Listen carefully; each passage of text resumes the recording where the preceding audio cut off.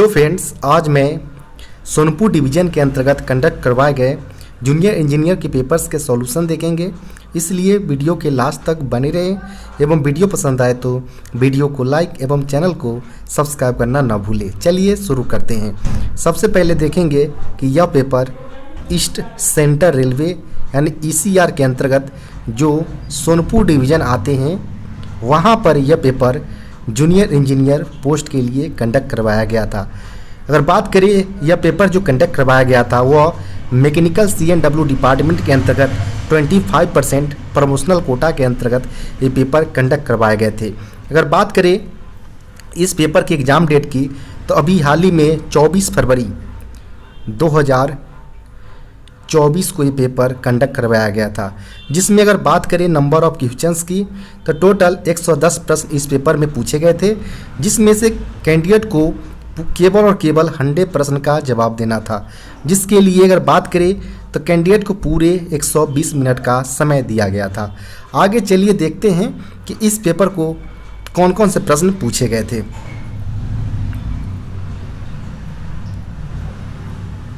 Paper को अगर बात करें तो पेपर को मेनली 2 पार्ट्स में डिवाइड किए गए थे। पार्ट ए में मेनली 1 से लेकर 90 तक के प्रश्न को इंक्लूड किए गए थे, जबकि पार्ट सेकेंड की अगर बात करें हम तो पार्ट सेकेंड में 91 से लेकर 110 तक के प्रश्न को इंक्लूड किए गए थे। तो इसमें केवल और केवल कैंडिडेट को 100 प्रश्न का जवाब देना था, तो इसका आप ध्यान रखिए। यहाँ पर बात करें पहले प्रश्न का, जो कि पहले पार्ट्स 1 से लेकर 90 तक के प्रश्न के अंतर्गत पहले प्रश्न जो पूछे गए थे वह पूछे गए थे इंग्लिश सब्जेक्ट से, जो पूछे गए थे my mother dash up early in the morning. यानी यहाँ पर पूछा गया कि जो मेरी माँ है वह अर्ली मॉर्निंग सुबह सुबह उठ जाती है। तो यहाँ पर बात करें तो मॉर्निंग का यहाँ पर यूज किया गया है। साथ ही साथ यहाँ पर रेगुलर बेसिस पर यह जो वर्क है वो रेगुलर बेसिस पर कंडक्ट हो रहे हैं। तो इस केस में जो हमारा यहाँ पर वर्ब आएगा वह प्रेजेंट इंडेफिनिट टेंस का आएगा, जिसके लिए अगर बात करें तो सब्जेक्ट प्लस V1 या V5 प्लस ऑब्जेक्ट का यहाँ पर स्ट्रक्चर लिया जाता है।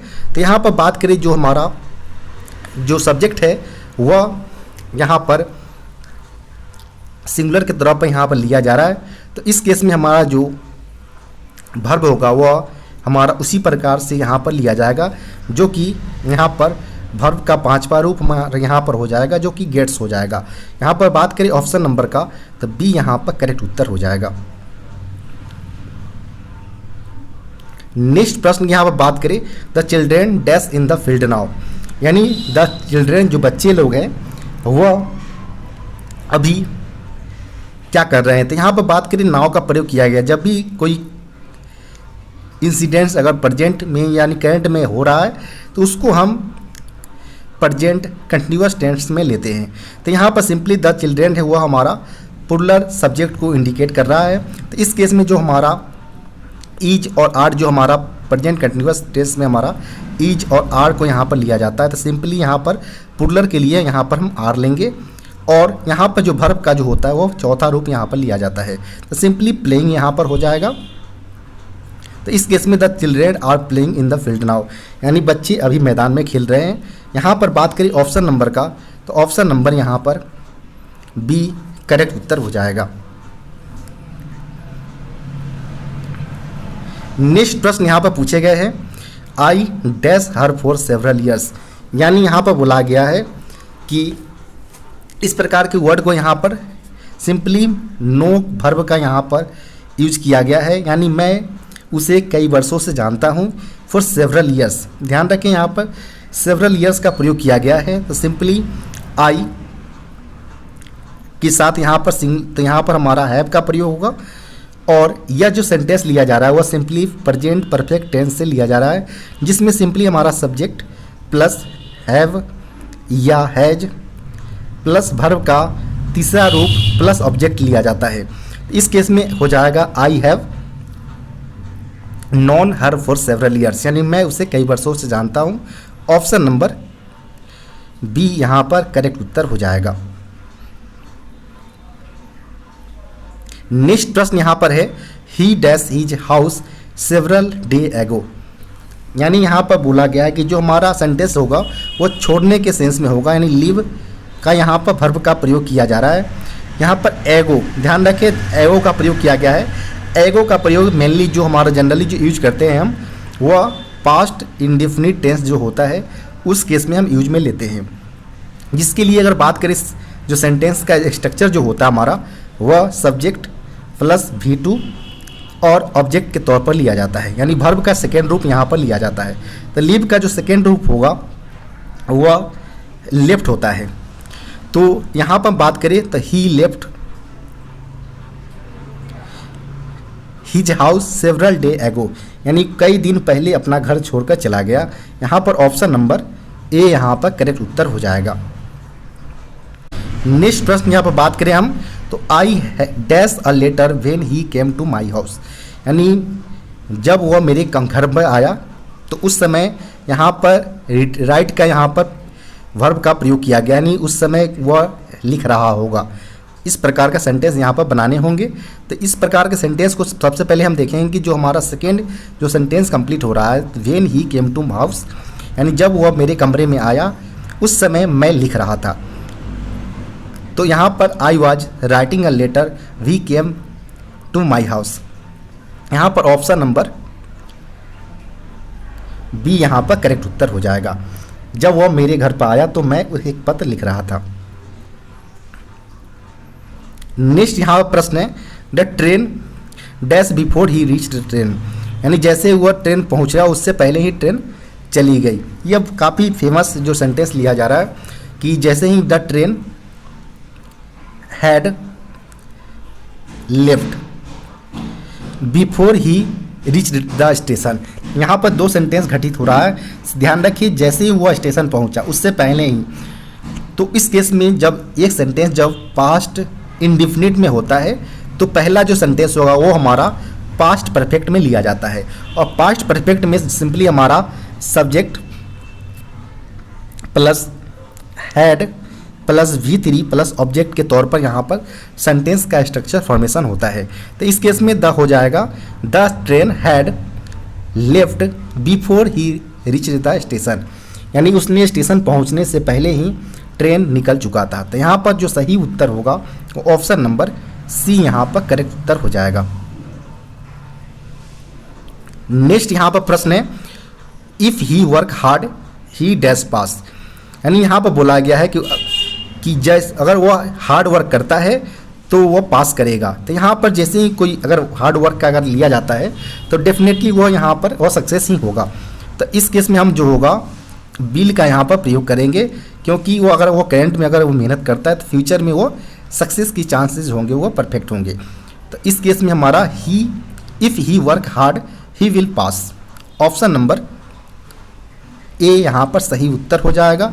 इसके जगह कोई अगर यहाँ पर इफ़ के लिए लिया जाता है तो पहला जो वर्क हमारा होता है वह प्रेजेंट इंडेफिनिट टेंस में लिया जाता है, और सेकेंड जो लिया जाता है वो हमारा फ्यूचर इंडेफिनिट में लिया जाता है। फ्यूचर इंडेफिनिट में सिंपली हमारा सब्जेक्ट प्लस सेल या विल प्लस वर्ब का फर्स्ट रूप प्लस ऑब्जेक्ट के तौर पर लिया जाता है। तो इस केस में हमारा सिंपली ही के साथ हमारा विल का प्रयोग किया जाता है। तो ही विल पास यहाँ पर हो जाएगा ऑप्शन नंबर ए। नेक्स्ट यहाँ पर प्रश्न है Ram and Shyam dash business partners, यानी दो यहाँ पर सब्जेक्ट का प्रयोग किया गया है। जैसे ही दो सब्जेक्ट होता है तो एज अ प्लुरल फॉर्म में उसके कंसीडर किए जाते हैं। जैसे ही प्लुरल फॉर्म में यहाँ पर कंसीडर किए जाएंगे तो इस केस में यहाँ पर लिया जाएगा आर का यहाँ पर लिया जाएगा Ram and Shyam are business partners, यानी राम और श्याम बिजनेस पार्टनर्स है। यहाँ पर ऑप्शन नंबर सी यहाँ पर करेक्ट उत्तर हो जाएगा। नेक्स्ट यहाँ पर प्रश्न है द लाइब्रेरी डैश क्लोज्ड, यानी द लाइब्रेरी यहाँ पर जो लिया गया है द लाइब्रेरी जो पर्टिकुलर लाइब्रेरी था वो बंद है, क्लोज्ड है। तो यहाँ पर जो सही उत्तर होगा वो ईज हो जाएगा, ऑप्शन नंबर बी। नेक्स्ट यहाँ पर public speaking dash a skill, यानी जो पब्लिक स्पीकिंग जो होता है वह एक स्किल होना चाहिए। तो इस केस में जो हमारा होगा public speaking is a skill, option number D यहाँ पर सही उत्तर हो जाएगा।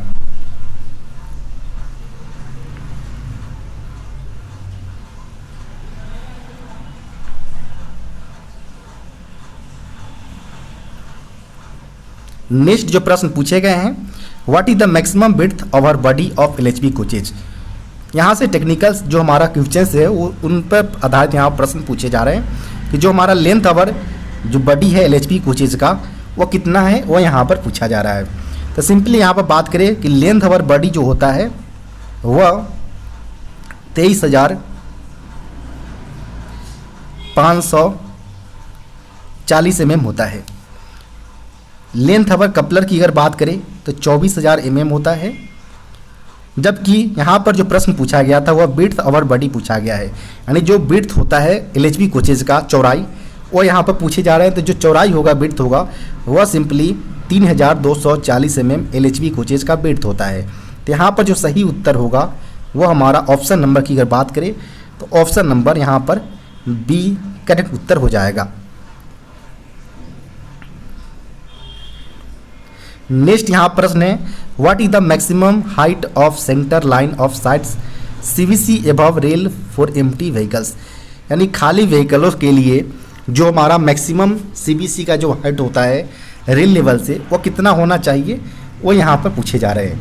तो इस केस में हम तीनों कंडीशन में अगर देखेंगे अगर कि जो हमारा मैक्सिमम नॉर्मली हमारा सीबीसी हाइट जो होता है रेल लेवल से जो 1105 mm होता है, वहीं अगर बात करें हम मिनिमम, ध्यान रखें या एम्प्टी कंडीशन में हम अगर पूछा जाता है अगर आपसे एग्ज़ाम के अंतर्गत तो 1090 mm इसका एम्प्टी कंडीशन में मिनिमम सीवीसी हाइट होना चाहिए रेल लेवल से।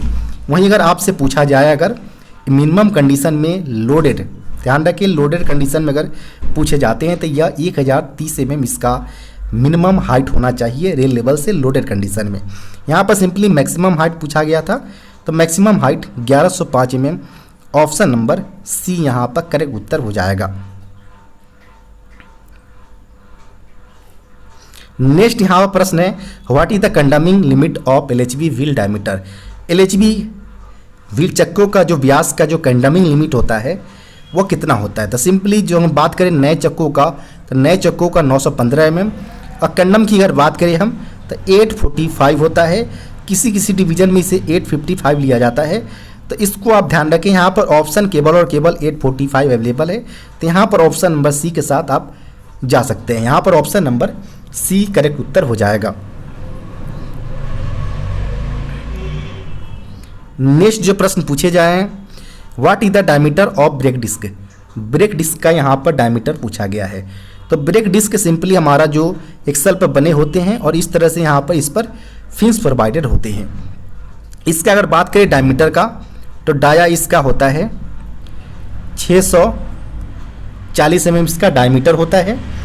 इसके अलावा बात करें हम इसके थिकनेस मोटाई का तो नए कंडीशन में 110 mm, कंडम में 96 mm पर हम इसको कंडम करते हैं। जबकि यह इसमें जो मटेरियल यूज में लिया जाता है बनाने में वह ग्रे कास्ट आयरन को इसमें यूज में लिया जाता है। साथ ही साथ इस पे जो फिन्स प्रोवाइडेड होते हैं वह इसके कूलिंग पर्पस को ध्यान में रखते हुए प्रयोग किया जाता है, ताकि जब भी ब्रेकिंग अगर होता है ब्रेक डिस्क के ऊपर तो जो हीट जनरेट होगा उनको कूलिंग प्रोवाइड किया जा सके। इसके अलावा जो लगातार अगर कंटिन्यूअस रूप से 3 फिन्स अगर हमारा ब्रोकन अगर होता है 3 फिन्स ब्रोकन कंटिन्यूअसली, तो इस केस में हम इसको जो ब्रेक डिस्क होगा उसको हम सर्विस में नहीं लेंगे, यानी कंडम कर देंगे। तो इसका आप ध्यान रखें। यहाँ पर जो सही उत्तर होगा वो 640 mm diameter of brake disc यहाँ पर हो जाएगा। नेक्स्ट प्रश्न यहाँ पर है, how many types of shock observers are used in LHB coaches. यानी एलएचबी कोचों में जो हमारे कितने प्रकार के शॉक ऑब्जर्वर्स का प्रयोग किया जाता है वो यहाँ पर पूछा गया है। यहाँ पर शॉक ऑब्जर्वर्स का टाइप पूछा जा रहा है। तो सिंपली यहाँ पर बात करें कि एक हमारा प्राइमरी वर्टिकल डैम्पर्स होता है, secondary vertical dampers, lateral dampers और एक हमारा होता है यो डैम्पर्स। प्रत्येक की संख्या की बात करें तो प्रत्येक चक्कों के ऊपर हमारा प्राइमरी वर्टिकल डैम्पर्स लगा होता है, तो टोटल पर बोगी हमारा 4 की संख्या में हो जाएगा। सेकेंडरी ईयर स्प्रिंग के पास हमारा सेकेंडरी वर्टिकल डैम्पर लगा होता है, इसकी संख्या पर बोगी 2 की संख्या में होते हैं। लेटरल डैम्पर पर बोगी 1 की संख्या में, जबकि यो डैम्पर हमारा प्रत्येक बोगी में 2 की संख्या में होते हैं। इस प्रकार टोटल अगर बात करें हम तो टोटल हमारा 9 की संख्या में प्रत्येक बोगी में हमारा इनका शॉक ऑब्जर्वर्स का नंबर निकल कर आएंगे। चूँकि यहाँ पर हमसे केवल पूछा गया था टाइप्स, तो टाइप्स जो होगा हमारा वह 4 टाइप्स का यहाँ पर प्रयोग किए जाएंगे। यहाँ पर ऑप्शन नंबर सी यहाँ पर करेक्ट उत्तर हो जाएगा। अगर आपसे नंबर पूछा जाता है तो 9 नंबर्स पर बोगी में और 18 की संख्या में पर कोचेज में यहाँ पर नंबर्स के मामले में यहाँ पर शॉक ऑब्जर्वर्स का प्रयोग प्रत्येक कोच में किए जाएंगे। जबकि टाइप्स के मामले में बोला जाए तो 4 प्रकार का केवल प्रयोग किए जाते हैं। नेक्स्ट यहाँ पर प्रश्न है, what is the name of shock observers connected between bogie and car body. यानी जो हमारा एलएचबी कोचेज का जो अपर बॉडी होता है और नीचे जो हमारा फिएट बोगी होती है, इनके बीच जो कनेक्टेड जो हमारे शॉक ऑब्जर्वर्स होते हैं उनका नाम हमारा यो डैम्पर्स के तौर पर लिए जाते हैं। यहाँ पर ऑप्शन नंबर सी इसका सही उत्तर हो जाएगा। इसकी संख्या 2 की संख्या में हमारा प्रत्येक बोगी में होता है। इसका जो फंक्शन होता है सिंपली कि जो हमारा कोचिंग के जो कोच का जो रोलिंग मोशन होता है उनको प्रिवेंट करने का काम यहाँ पर यो डैम्पर्स का होता है। नेक्स्ट यहाँ पर प्रश्न है, approx riding index of LHB coaches. LHB कोचों का जो एप्रोक्स राइडिंग इंडेक्स होगा वो कितना होगा वो यहाँ पर पूछे जा रहे हैं। तो एलएचबी कोचों का जो हमारा एप्रोक्स राइडिंग इंडेक्स होगा वह 2.5 होगा। इसके अलावा बात करें हम आईसीएफ का, तो आईसीएफ का जो लिया जाता है वह 3.5 राइडिंग इंडेक्स लिया जाता है। यहाँ पर जो करेक्ट उत्तर होगा वो ऑप्शन नंबर सी यहाँ पर करेक्ट उत्तर हो जाएगा। नेक्स्ट प्रश्न यहाँ पर है, side valve of LHB coach are manufactured from. LHB coach की जो साइड वाल्व होते हैं इनका निर्माण किया जाता है किसके, कौन से मटेरियल के माध्यम से। तो सिंपली बात करें यहाँ पर साइड वाल्व या इंड वाल्व। इसके अलावा बात करें तो जो रूफ स्ट्रक्चर जो होते हैं, ध्यान रखिए रूफ सीट की यहाँ पर बात नहीं किया जा रहा है, रूफ स्ट्रक्चर्स की बात किए जा रहे हैं। ये तीनों में जो मटेरियल यूज में लिया जाता है वह सेम होता है और वह जो मटेरियल होता है वह सिंपली हमारा फेरेटिक स्टील का प्रयोग किया जाता है, जिसे हम शॉर्ट फॉर्म में अगर बात करें तो SS409 एम से यहाँ पर डिनोट किया जाता है इसे। तो यहाँ पर बात करें ऑप्शन नंबर का, तो ऑप्शन नंबर यहाँ पर सी करेक्ट उत्तर हो जाएगा। इसके अलावा रूफ सीट और थोरोप्लर में हमारा ऑस्टेनेटिक स्टील SS304 का प्रयोग किया जाता है, जबकि अंडर फ्रेम में कॉटन स्टील जिसे हम IRSM 41 के नाम से जाने जाते हैं, जिसके प्रयोग से हम अंडर फ्रेम का प्रयोग करते हैं। नेक्स्ट यहाँ प्रश्न है, roof sheet of LHB coach are manufacturers from. ध्यान यहाँ पर रूफ सीट के लिए पूछा गया है। रूफ स्ट्रक्चर्स में यहाँ पर फेरेटिक स्टील SS409 का प्रयोग किया जाता है, जबकि रूफ सीट में जो प्रयोग किए जाते हैं वह सिंपली ऑस्टेनेटिक स्टील का प्रयोग किया जाता है, जिसे हम SS304 के नाम से जानते हैं। तो यहाँ पर जो सही उत्तर होगा वह ऑप्शन नंबर ए यहाँ पर करेक्ट उत्तर हो जाएगा। नेक्स्ट यहाँ प्रश्न है, thickness of sole bar of LHB coaches. LHB coaches का जो सोल बार का जो मोटाई होता है, थिकनेस होता है, वह 6 mm का होता है। यहाँ पर ऑप्शन नंबर डी करेक्ट उत्तर हो जाएगा। नेक्स्ट प्रश्न यहाँ पर है, फायर एक्सटिंग्विशर शुड बी रिफिल्ड। यानी जो अग्निशामक यंत्र होता है इनका रिफिलिंग किया जाने का जो इंटरवल होता है वह आफ्टर 1 ईयर्स के इंटरवल पर इनका फायर एक्सटिंग्विशर्स का रिफिलिंग किए जाना चाहिए, रिफिलिंग। तो यहाँ पर ऑप्शन नंबर सी यहाँ पर करेक्ट उत्तर हो जाएगा। नेक्स्ट प्रश्न यहाँ पर है, brake accelerator is a. Brake accelerator जो होता है वह एक इमरजेंसी ब्रेक एप्लीकेशन डिवाइस होता है और यह जो मेनली हमारे ब्रेक पाइप से कनेक्टेड होते हैं। जब भी कोई इमरजेंसी ब्रेकिंग अप्लाई किए जाते हैं लोको पायलट्स के द्वारा, तो उस केस में यहाँ पर प्रेशर कुछ ड्रॉप होते हैं, तो उनको यह सेंस करके पूरे जो हमारे रेक्स के प्रत्येक कोचों में यह ब्रेक लगाने का काम करते हैं। तो यहाँ पर बात करें हम तो ऑप्शन नंबर बी इसका सही उत्तर हो जाएगा, emergency brake application device. Next प्रश्न यहाँ पर है, minimum rate of pressure required to actuate the brake accelerator. यानी ब्रेक एक्सीलेटर्स को यहाँ पर एक्चुएट करने के लिए जो मिनिमम प्रेशर के रेट का जो रिक्वायरमेंट होता है वो कितना होता है, तो वह सिंपली 5 से लेकर 3.2 kg पर सेंटीमीटर स्क्वायर इन 3 सेकेंड में अगर होता है तो इस केस में हमारा ब्रेक एक्सीलेटर एक्चुएट हो जाते हैं। तो यहाँ पर बात करें ऑप्शन नंबर का, तो ऑप्शन नंबर यहाँ पर हमारा सी यहाँ पर सही उत्तर हो जाएगा।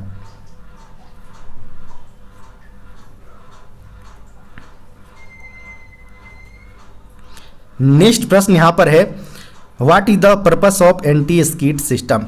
एंटी स्किड सिस्टम का जो यूज में लेने का क्या पर्पस होता है, तो यह सिंपली जो हमारे व्हील्स होते हैं इनको स्किड होने से बचाने का काम करते हैं, यानी to protect wheels against skidding. Option number यहाँ पर ऑप्शन ए यहाँ पर सही उत्तर हो जाएगा। नेक्स्ट प्रश्न यहाँ पर बात करें हम, तो नेक्स्ट जो प्रश्न पूछे गए हैं, the application of dump valve. Dump valve का यहाँ पर अनुप्रयोग यानी एप्लीकेशंस क्या है, तो यह सिंपली हमारा ब्रेकिंग और डीप ब्रेकिंग दोनों को रेगुलेट करने का काम हमारा ब्रेक सिलेंडर का जो करता है वह डंप वाल्व के माध्यम से ही होता है। तो यहाँ पर हमारा जो सही उत्तर होगा वो option number C, both braking and deep braking इसका सही उत्तर हो जाएगा।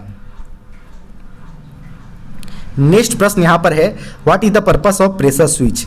प्रेशर स्विच का क्या उद्देश्य है, तो प्रेशर स्विच सिंपली हमारा जो डंप वाल्व होते हैं इनको एक्चुएट करने का काम यह करता है। तो यानी जो यहाँ पर सही उत्तर होगा to actuate anti skid system, option number ए।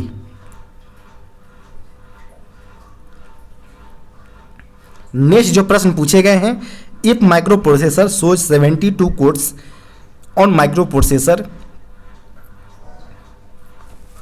यानी जो माइक्रो प्रोसेसर के जो हमारे स्क्रीन बोर्ड पर अगर 72 कोड्स अगर हमारा शो कर रहा है, तो इसका यहाँ पर जो सेंस होगा कि वह परमानेंट फॉल्ट एट 1 एक्सेस पर रिप्रेजेंट कर रहा है। ऑप्शन नंबर यहाँ पर जो सही उत्तर होगा ऑप्शन नंबर डी यहाँ पर करेक्ट उत्तर हो जाएगा।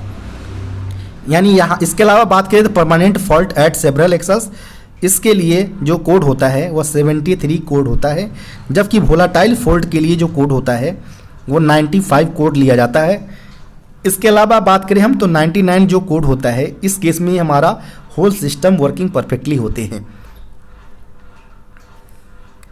नेक्स्ट प्रश्न यहाँ पर है, what is full form of FSDS। FSDS जो होता है हमारा simply fire and alarm smoke detection system होता है। यहाँ पर जो सही उत्तर होगा वो ऑप्शन नंबर बी यहाँ पर सही उत्तर हो जाएगा। इसके अलावा जो फायर सप्रेशन डिटेक्शन सिस्टम जो होता है हमारा FDSS, इसका शॉर्ट फॉर्म FDSS से लेते हैं के तौर पर लेते हैं, जबकि FSDS हमारा fire and smoke detection system होता है। नेक्स्ट यहाँ प्रश्न है, the international labour convention in year 1921 was held at, यानी जो हमारा 1921 में घटित जो अंतर्राष्ट्रीय श्रम सम्मेलन कहाँ पर आयोजित किया गया था वो यहाँ पर पूछे जा रहे हैं। यानी इंटरनेशनल लेबर कन्वेंशन जो हुआ था हमारा 1921 के अंतर्गत, वो हमारा जिनेवा स्विट्जरलैंड के अंतर्गत कंडक्ट करवाए गए थे। यहाँ पर ऑप्शन नंबर जो होगा ऑप्शन नंबर ए यहाँ पर करेक्ट उत्तर हो जाएगा।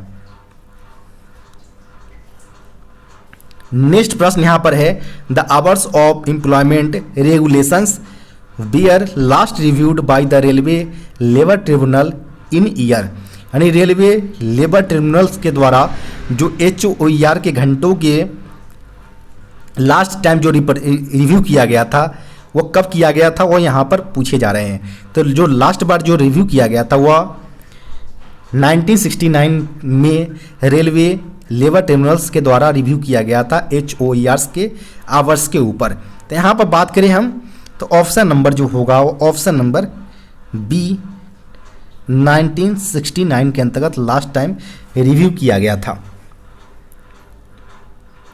जिसका अगर यहाँ पर देखा जाए कि रिव्यू करने का, तो सिंपली यहाँ पर हमको जो कर्मचारी को जो एक्चुअल जो ड्यूटी पेमेंट्स वगैरह दिए जाते हैं, ओवर टाइम कितने दिया जाए, किस प्रकार के जो क्लास जो हमारे वर्कर्स होते हैं रेलवे या किसी भी ऑर्गेनाइजेशन के अंतर्गत, उनके जो काम होते हैं उनके अनुसार उनको क्लासीफाई करना होता है।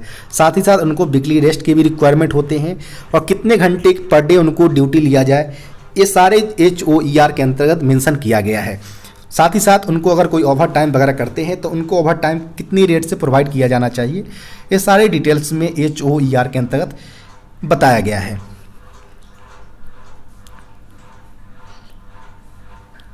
नेक्स्ट जो प्रश्न यहाँ पर पूछे गए हैं, daily rest for essentially intermediate duty as पर HOER यानी hours of employment and period of rest rules के अनुसार जो 4 क्लासेस में 4 टाइप्स में मेनली कर्मचारी को क्लासीफाई किया गया है।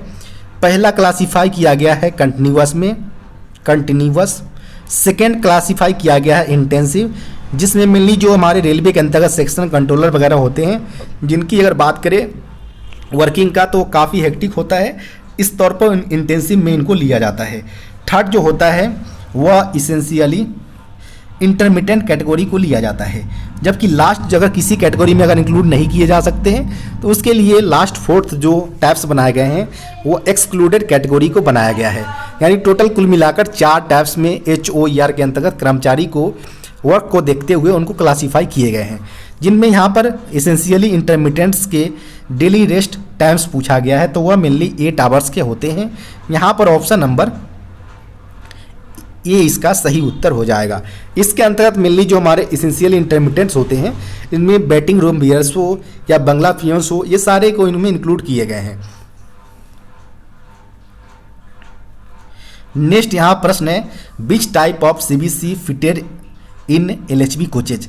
LHB कोचों में जो सेंटर बफर कपलर प्रयोग होते हैं वह मेनली H टाइप का सेंटर बफर कपलर का प्रयोग किया जाता है। यह mainly tight lock centre buffer coupler होते हैं और एंटी क्लाइंबिंग फीचर्स के साथ आते हैं, ताकि कोई एक्सीडेंट के दौरान एक दूसरे के ऊपर कोच चढ़ ना पाए, इसको ध्यान में रखा जाता है। तो यहाँ पर बात करें ऑप्शन नंबर का, तो यहाँ पर ऑप्शन नंबर B यहाँ पर करेक्ट उत्तर हो जाएगा। नेक्स्ट जो प्रश्न पूछे गए हैं, what is the meaning of anti climbing. Anti climbing का मतलब होता है protection against climbing of one coach to another in case of accident. यहाँ पर ऑप्शन नंबर A यहाँ पर सही उत्तर हो जाएगा।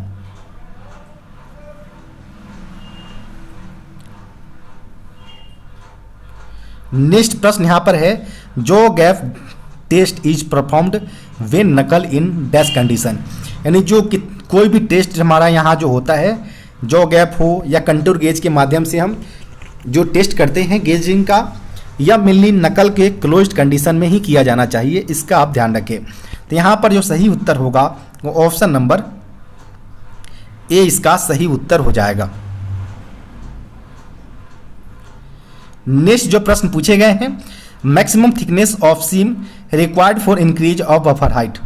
यानी मैक्सिमम थिकनेस सीम का कितना होना चाहिए जिसका प्रयोग यहाँ पर बफर हाइट को इंक्रीज करने के लिए यूज में लिया जाता है। तो यह मेनली जो यूज में लिया जाता है वह 3 mm के मैक्सिमम थिकनेस वाले सीम का प्रयोग किया जाता है। यहाँ पर ऑप्शन नंबर A यहाँ पर करेक्ट उत्तर हो जाएगा। नेक्स्ट यहाँ प्रश्न है, width of fiat bogie. Fiat bogie जिसका प्रयोग अगर बात करें हम तो LHB कोच में किया जाता है, और फिएट का फुल फॉर्म होता है फैब्रिका इटालियाना डी ऑटोमोबाइल टोरिनो होता है इसका फुल फॉर्म, और यह मेनली LHB कोचेज में यूज में लिए जाते हैं। और इसके अगर बात करें विड्थ यानी चौड़ाई का, तो फिएट बोगी का जो विड्थ होता है, विड्थ वह 3030 mm यहाँ पर इसका विड्थ होता है। जबकि अगर बात करें इसकी अगर वेट अगर आपसे पूछा जाता है, बोगी वेट, बोगी का वेट अगर आपसे पूछा जाता है तो यह सिंपली 6.3 टन इसका बोगी वेट होते हैं। तो यहाँ पर जो सही उत्तर होगा वो ऑप्शन नंबर A यहाँ पर करेक्ट उत्तर हो जाएगा। नेक्स्ट प्रश्न यहाँ पर है, the main function of anti roll bar. Anti roll bar का जो मेन फंक्शन है, मुख्य कार्य जो होता है वह सिंपली जो हमारे कोचेज का रोलिंग मोशन जो होता है उनको प्रिवेंट करने का काम करते हैं। यहाँ पर ऑप्शन नंबर बी यहाँ पर सही उत्तर हो जाएगा, to prevent rolling action of the coaches. Next यहाँ प्रश्न है, the NRB is provided in, यानी नॉन रिटर्न वाल्व जो होता है वो कहाँ प्रोवाइडेड होते हैं। तो सिंपली एनआरबी यानी नॉन रिटर्न वाल्व की अगर बात करें तो दो तरह के पाइप हमारा मेनली यूज में लिया जाता है, एक फीड पाइप और एक हमारा ब्रेक पाइप होता है। फीड पाइप में यहाँ पर डट कलेक्टर से होते हुए ब्रांच पाइप निकलता है। ब्रांच पाइप में हमारा एक आइसोलेटिंग कॉक लगा होता है। आइसोलेटिंग कॉक से होते हुए यहाँ पर सिंपली हमारा आगे एनआरबी लगा होता है। एनआरबी से यहाँ पर हमारा एक ईआर का टैंक होता है और ईआर टैंक्स यहाँ पर जो हमारा फीड पाइप का प्रेशर होता है, एनआरबी का काम होता है सिंपली प्रेशर को ईआर में भेजा जाए, वापस यहाँ पर रिटर्न नहीं आने देता है। तो यहाँ पर सिंपली हमें पूछा गया था कि जो एनआरबी लगा होता है वह हमारा फीड पाइप लाइन में लगा होता है और एनआरबी के फंक्शन की अगर बात करें तो यह हमारे फीड पाइप के प्रेशर को ऑक्सिलरी रिजर्वायर ईआर में जाने तो देता है लेकिन वापस रिटर्न नहीं आने देता है। यहाँ पर बात करें ऑप्शन नंबर का, तो ऑप्शन नंबर जो होगा ऑप्शन नंबर यहाँ पर सी करेक्ट उत्तर हो जाएगा। नेक्स्ट यहाँ प्रश्न है, the standard height of platform for BLC wagon from rail level, यानी रेल लेवल से बीएलसी वैगन के लिए जो प्लेटफॉर्म की जो स्टैंडर्ड जो हाइट होता है वो कितना होना चाहिए। बीएलसी वैगन के लिए जो स्टैंडर्ड प्लेटफॉर्म का हाइट होना चाहिए वह 1009 mm होना चाहिए। यहाँ पर ऑप्शन नंबर सी यहाँ पर सही उत्तर हो जाएगा। नेक्स्ट प्रश्न की बात करें यहाँ पर, for automatic locking for lifting of automatic twist lock how much force is KG required respectively, यानी यहाँ पर बोला गया है कि जो ऑटोमेटिक लॉकिंग और अनलॉकिंग जो हमारे एटीएल होते हैं ऑटोमेटिक ट्विस्ट लॉक, इनके लिए कुछ वेट फोर्सेस के रिक्वायरमेंट होते हैं ताकि जब भी कंटेनर लोडेड होते हैं तो उनको लॉक करने के लिए कुछ वेटेड के रिक्वायरमेंट होता है, प्रेसिंग करने पड़ते हैं और जब कंटेनर हमें उतारने पड़ते हैं तो उस केस में अनलॉक करने के लिए कुछ केजी वेट के फोर्सेस के रिक्वायरमेंट होते हैं। तो यहाँ पर बात करें, पहले हम लॉक की अगर बात करें तो लॉक के लिए यहाँ पर 600 केजी वेट फोर्सेस के रिक्वायरमेंट होते हैं, जबकि अनलॉक की अगर बात करें हम तो अनलॉक के केस में यहाँ पर 1000 केजी वेट फोर्सेस के रिक्वायरमेंट होते हैं। इसके अलावा आपसे एक और प्रश्न पूछे जा सकते हैं कि 08 ATL ऑटोमेटिक ट्विस्ट लॉक प्रत्येक बीएलसी कार में प्रयोग किए जाते हैं, जिसके मेंटेनेंस के लिए बात करें तो G100 RDSO टेक्निकल पैम्पलेट्स का प्रयोग किए जाते हैं। तो इसका आप ध्यान रखें, यहाँ पर प्रश्न में केवल लॉकिंग और अनलॉकिंग के लिए पूछा गया था, तो ऑप्शन नंबर यहाँ पर ए करेक्ट उत्तर हो जाएगा।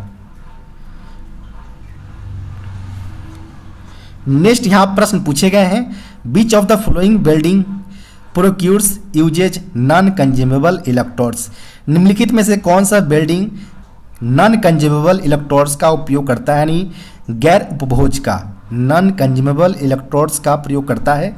तो इस केस में सिंपली हमारा TIG वेल्डिंग हो जाएगा। TIG वेल्डिंग में किसी प्रकार के इलेक्ट्रोड्स का यूज में नहीं लिया जाता है और इसका फुल फॉर्म की अगर बात की तो टंगस्टन इनर्ट गैस वेल्डिंग होता है। यहाँ पर ऑप्शन नंबर जो होगा वो ऑप्शन नंबर ए यहाँ पर करेक्ट उत्तर हो जाएगा। नेक्स्ट प्रश्न यहाँ पर है, an arc length in arc welding should be nearly equal to, यानी अगर बात करें यहाँ पर आर्क वेल्डिंग में जो आर्क का लेंथ होना चाहिए वो नियरली किसके बराबर होना चाहिए, तो वह नियरली जो हमारा इलेक्ट्रोड के रड के जो डायमीटर्स होते हैं इनके इक्वली नियरली इक्वल्स होना चाहिए आर्क का लेंथ। तो इसका ध्यान रखा जाना चाहिए। तो यहाँ पर जो सही उत्तर होगा वो ऑप्शन नंबर ए इसका सही उत्तर हो जाएगा। नेक्स्ट यहाँ प्रश्न है, decibel is a unit to measure, decibel एक यूनिट है किसके मेजर करने का, तो यह सिंपली साउंड को मेजर करने का यहाँ पर यूनिट है। ऑप्शन नंबर यहाँ पर बी करेक्ट उत्तर हो जाएगा। नेक्स्ट प्रश्न यहाँ पर है, following class of fire occurs in electrical equipment, electrical equipment में घटित होने वाले आग को कौन से क्लासेस में रखे जाते हैं वो यहाँ पर पूछे गए हैं। तो सिंपली यहाँ पर बात करें फायर क्लासेस की, तो सिंपली हमारा क्लास 1 फायर की अगर बात करें हम, तो क्लास A के अंतर्गत हमारा वुड, पेपर, क्लॉथ आदि etc को इसमें कंसीडर किए जाते हैं। जबकि क्लास B फायर्स की अगर बात करें हम, तो इसमें हमारा फ्लेमेबल लिक्विड्स जैसे कि पेट्रोल, डीजल्स वगैरह को इंक्लूड किए जाते हैं। जबकि क्लास C फायर की अगर बात करें हम, तो क्लास C फायर में यहाँ पर इलेक्ट्रिकल इक्विपमेंट को इंक्लूड किए जाता है। जबकि यहाँ पर एक और होता है क्लास D। क्लास D में यहाँ पर मेटल्स से लगने वाले फायर्स को इंक्लूड किया जाता है, जिसमें हमारा पोटेशियम, सोडियम, एल्युमिनियम, मैग्नीशियम को कंसीडर किए जाते हैं। तो चूंकि यहाँ प्रश्न जो पूछे गए थे वो इलेक्ट्रिकल इक्विपमेंट्स बेस्ड फायर्स को कौन से क्लासेस में रखा जाता है, तो वह सिंपली हमारे क्लास C फायर्स के अंतर्गत रखे जाते हैं। यहाँ पर ऑप्शन नंबर C यहाँ पर सही उत्तर हो जाएगा। नेक्स्ट यहाँ प्रश्न है, dash is best suited to extinguish while और फ्लेमेबल लिक्विड फायर्स, यानी डैश वाइल और फ्लेमेबल लिक्विड्स को आग को बुझाने के लिए सबसे सुटेड यहाँ पर फायर एक्सटिंग्विशर्स होना चाहिए, वो कौन सा है। तो सबसे पहले यहाँ पर बात करें वाइल और फ्लेमेबल लिक्विड्स की, तो यह सिंपली हमारा क्लास B फायर्स के अंतर्गत आता है। इनको बुझाने के लिए कैपेबल जो सुटेड है यहाँ पर हमारा फायर एक्सटिंग्विशर्स होना चाहिए, वो हमारा फोम्स होता है। यहाँ पर बात करें तो ऑप्शन नंबर C यहाँ पर करेक्ट उत्तर हो जाएगा। नेक्स्ट प्रश्न यहाँ पर है, how many sets of school pass issued to railway employ child, यानी रेलवे एम्प्लॉयड के बच्चों को, रेलवे कर्मचारी के बच्चों को जो हमारा स्कूल पासेज दिया जाता है पर ईयर्स, तो वो इनके जो सेट्स होते हैं वो कितने होते हैं, तो 3 सेट्स पर ईयर इन्हें स्कूल पासेस प्रोवाइड किए जाते हैं। यहाँ पर बात करें ऑप्शन नंबर का, वो ऑप्शन नंबर यहाँ पर C करेक्ट उत्तर हो जाएगा। नेक्स्ट प्रश्न यहाँ पर है, break journey is not permissible in case of, किस कंडीशन में ब्रेक जर्नी जो है वह परमिसिबल नहीं होता है, उस केस में आपको ब्रेक जर्नी प्रोवाइड नहीं किया जा सकता। तो इस कंडीशन सबसे पहले अगर बात करें तो आप या ट्रांसफ़र पासेस हो, स्कूल पासेस हो, या नॉर्मली जो प्रिविलेज पासेस लेते हो, PTL लेते हो, या पोस्ट रिटायरमेंट कम्प्लीमेंट्री यानी PRCP पासेस हो, सारे केसों में आपको ब्रेक जर्नी प्रोवाइड किया जाएगा। लेकिन सेटलमेंट पासेज जो होते हैं इस केस में किसी प्रकार का आपको ब्रेक जर्नी प्रोवाइड नहीं किए जाएंगे। यहाँ पर ऑप्शन नंबर C यहाँ पर करेक्ट उत्तर हो जाएगा। नेक्स्ट यहाँ प्रश्न है, who is the authority to grant study leave abroad, यानी जो भारत से बाहर अगर स्टडी लीव अगर प्रोवाइड करना हो तो इस केस में जो ग्रांट अथॉरिटी जो होंगे स्टडी लीव के लिए, ध्यान रखिए स्टडी लीव के लिए वो कौन से कॉम्पिटेंट अथॉरिटी एलिजिबल होंगे, वो यहाँ पर पूछे गए हैं। तो सिंपली यहाँ पर जो अब्रॉड जो यहाँ पर सैंक्शन अथॉरिटी होंगे वह GM होंगे यहाँ पर। तो ऑप्शन नंबर की अगर बात करें हम, तो ऑप्शन नंबर B यहाँ पर सही उत्तर हो जाएगा, जनरल मैनेजर।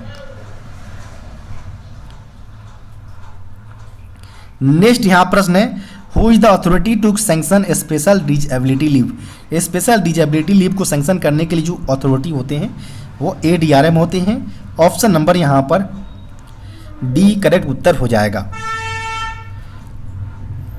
नेक्स्ट प्रश्न यहाँ पर है, how many days of LHAP यानी leave on half average pay can be accumulated to an employ in his service, यानी किसी कर्मचारी को उसके पूरे सेवा काल में कितने दिनों का LHAP वह संचय कर सकता है, एक्यूमुलेट कर सकता है, वो यहाँ पर पूछा गया है। ध्यान रखिए service on his service life, पूरे सर्विस काल में वह LHAP जो होता है उसे एक्यूमुलेट अनलिमिटेड कर सकता है। जबकि लीव ऑन एवरेज पे LAP की अगर बात करें तो केवल और केवल 300 + 15 डेज का मैक्सिमम वो कर सकता है। यहाँ पर बात करें LHAP की केस में तो ऑप्शन नंबर D अनलिमिटेड यहाँ पर सही उत्तर हो जाएगा। नेक्स्ट प्रश्न यहाँ पर है, permanent pension account number will consist of, यानी जो हमारा परमानेंट पेंशन अकाउंट नंबर होता है वह कितने अंकों से मिलकर बनता है, वह यहाँ पर पूछा गया है। तो परमानेंट पेंशन अकाउंट नंबर की अगर बात करें तो यह सिंपली PPAN इसको शॉर्ट फॉर्म में डिनोट करता है, और यह सिंपली जो हमारे ओल्ड पेंशन कर्मचारी जो है उन पर यह लागू होता है। यानी परमानेंट पेंशन अकाउंट नंबर जो होता है वह सिंपली 16 डिजिट्स के होते हैं, 16 अंकों का होता है। तो यहाँ पर जो सही उत्तर होगा वह ऑप्शन नंबर सी यहाँ पर सही उत्तर हो जाएगा। इसके अलावा न्यू पेंशन स्कीम पर बेस्ड जो होते हैं जिनको कर्मचारी को प्रान नंबर इशू किया जाता है आफ्टर अपॉइंटमेंट। और प्रान का जो इसका फुल फॉर्म होता है परमानेंट रिटायरमेंट अकाउंट नंबर होता है, और यह सिंपली 12 डिजिट्स के नंबर होते हैं। यह सिंपली NPS बेस्ड एम्प्लॉयज़ पर एप्लीकेबल होते हैं।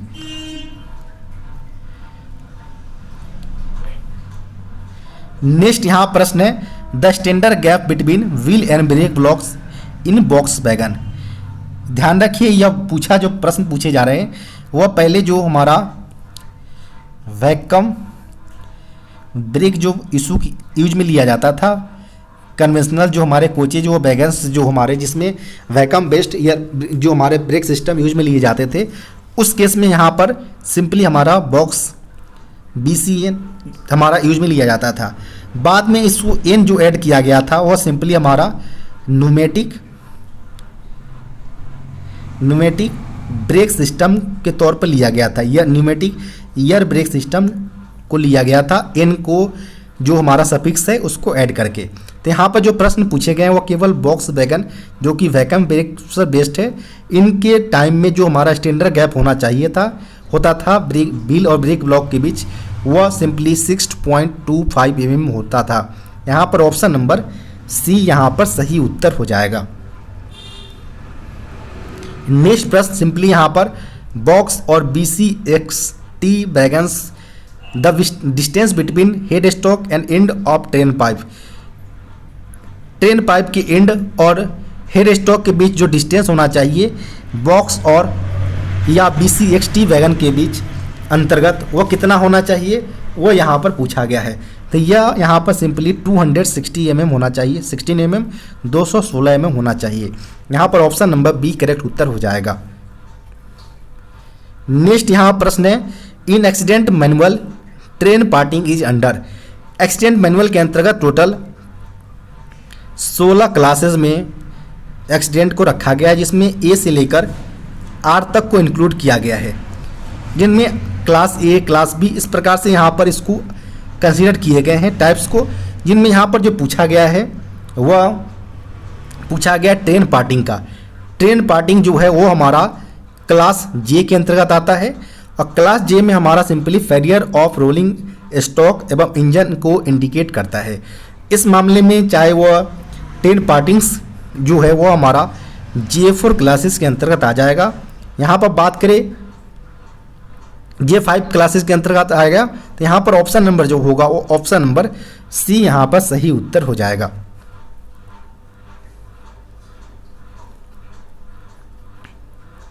नेक्स्ट प्रश्न यहाँ पर है newly built BLC container wagon first periodic overhauling periodicity is.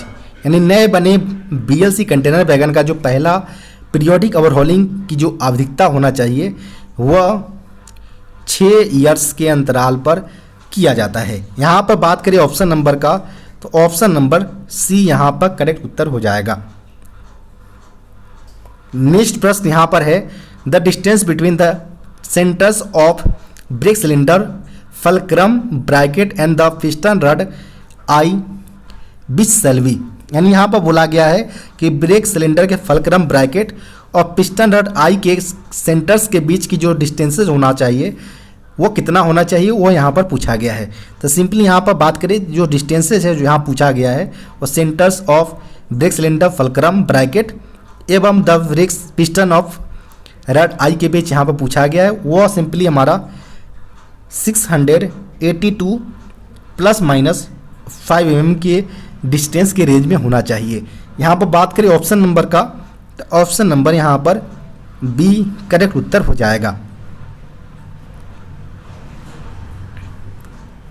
Next जो प्रश्न पूछे गए हैं, C class ODC shall be moved during, यानी जो सी क्लास ओडीसी है इसका मूवमेंट कब किया जाना चाहिए वो यहाँ पर पूछा गया है। ओडीसी का फुल फॉर्म होता है सिंपली ओवर डायमेंशनल कंसाइनमेंट होता है। ओडीसी को मेनली 3 कैटेगरी में क्लासेस किया गया है, ए क्लास ओडीसी, बी क्लास, सी क्लास ओडीसी रखा गया है। और यह जो क्लासिफिकेशन होता है वह नेट क्लियरेंस और ग्रॉस क्लियरेंस जो कि आफ्टर मेजरमेंट डिसाइड किया जाता है किस प्रकार के ओडीसी क्लासेस में क्लासीफाई करना है, उसी के अनुसार उनको स्पीड लिमिट दिया जाता है, उनमें स्कोटिंग स्टाफ की रिक्वायरमेंट है या नहीं है, साथ ही साथ उनका मूवमेंट कब किया जाना चाहिए यह भी निर्धारित किए जाते हैं after classification of ODC types. तो यहाँ पर बात करें जो सी क्लास ओडीसी है इसका मूवमेंट केवल और केवल डे लाइट्स के दौरान किया जाना चाहिए। यहाँ पर बात करें ऑप्शन नंबर का, तो ऑप्शन नंबर ए यहाँ पर सही उत्तर हो जाएगा, विथ एस्कॉर्टिंग स्टाफ।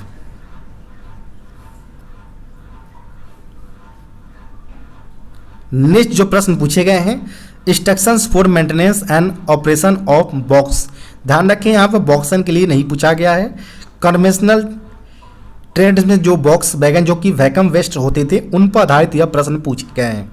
इनमें what IDSO technical pamphlets is use, यानी बॉक्स टाइप्स के जो वैगन जो यूज में लिए जाते थे इनके लिए जो आईडीएसओ टेक्निकल पैम्पलेट्स यूज में लेते थे, इनके लिए जो कि मेंटेनेंस और ऑपरेशन जो हमारे बॉक्स वैगन का है इन पर आधारित होते थे।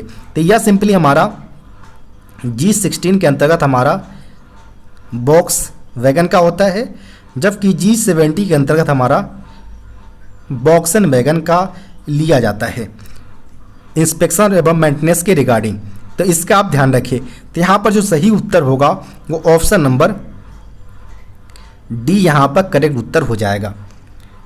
इसके अलावा अगर बात करें हम G71 का, तो G73 का, तो G73 के अंतर्गत सिंपली हमारा बोवारेन जो वैगन अभी करंट में है इनका इंस्पेक्शन और मेंटेनेंस से रिलेटेड यूज में लिए जाते हैं।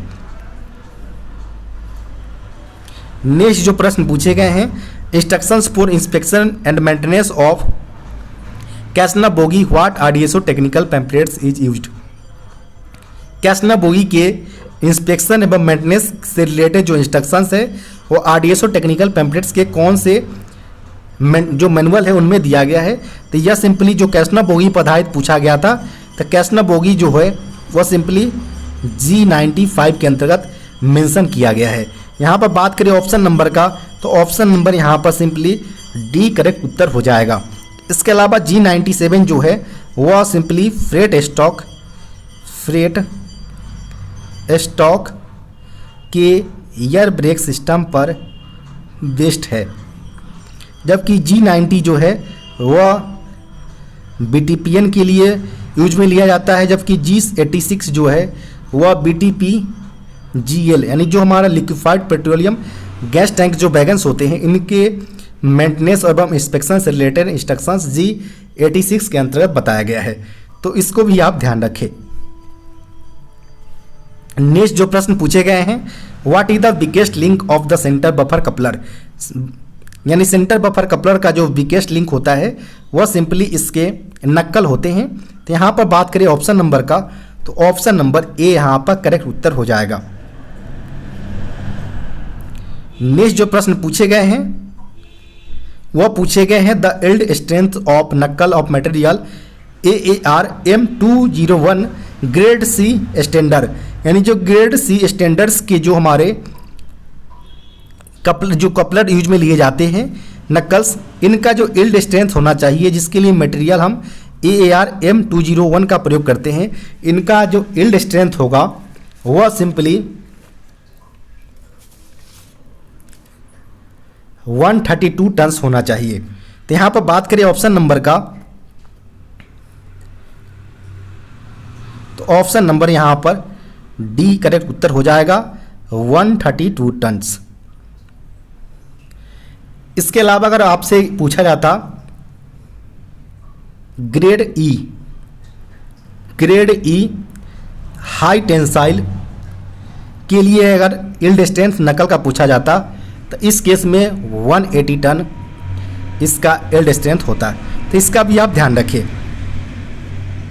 नेक्स्ट जो प्रश्न पूछे गए हैं, the ultimate tensile strength of coupler body. इससे पहले वाले प्रश्न में कपलर का यील्ड स्ट्रेंथ पूछा गया था, यहाँ पर अल्टीमेट टेंसाइल स्ट्रेंथ पूछा गया है कपलर बॉडी का। जो कि मटेरियल जो इसमें है वो ARM201 और 211 ग्रेड हाई टेंसाइल के लिए पूछा गया है। तो यह सिंपली 330 टन्स इसके अल्टीमेट टेंसाइल स्ट्रेंथ होते हैं। यहाँ पर ऑप्शन नंबर की अगर बात करें तो ऑप्शन नंबर यहाँ पर बी यहाँ पर सही उत्तर हो जाएगा। नेक्स्ट जो प्रश्न पूछे गए हैं, for measuring the diameter of ovality and taper of the journal how many locations are needed. यानी जर्नल्स के ओवलिटी एवं टेपर्स के डायमीटर्स को मापने के लिए कितने स्थान की रिक्वायरमेंट होता है वो यहाँ पर पूछा गया है। तो सिंपली हम किसी भी प्रकार की अगर बात करें जर्नल्स की ओवलिटी के टेपर्स को अगर मेजरमेंट करना हो तो इस केस में हमें 3 locations both the verticals and horizontal axles की रिक्वायरमेंट होता है। तो यहाँ पर बात करें ऑप्शन नंबर का तो ऑप्शन नंबर जो होगा वो सिंपली हमारा बी यहाँ पर करेक्ट उत्तर हो जाएगा। 3 locations both the verticals and the horizontal axis.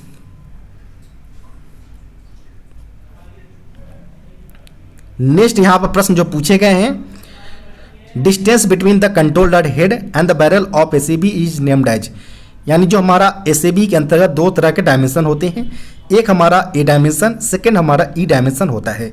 यहाँ पर पूछा गया है कि जो हमारा कंट्रोल रॉड हेड एवं बैरल ऑफ एसीबी के बीच जो हमारा डिस्टेंसेज होते हैं इनको हम सिंपली ए डायमेंशन के तौर पर लेते हैं।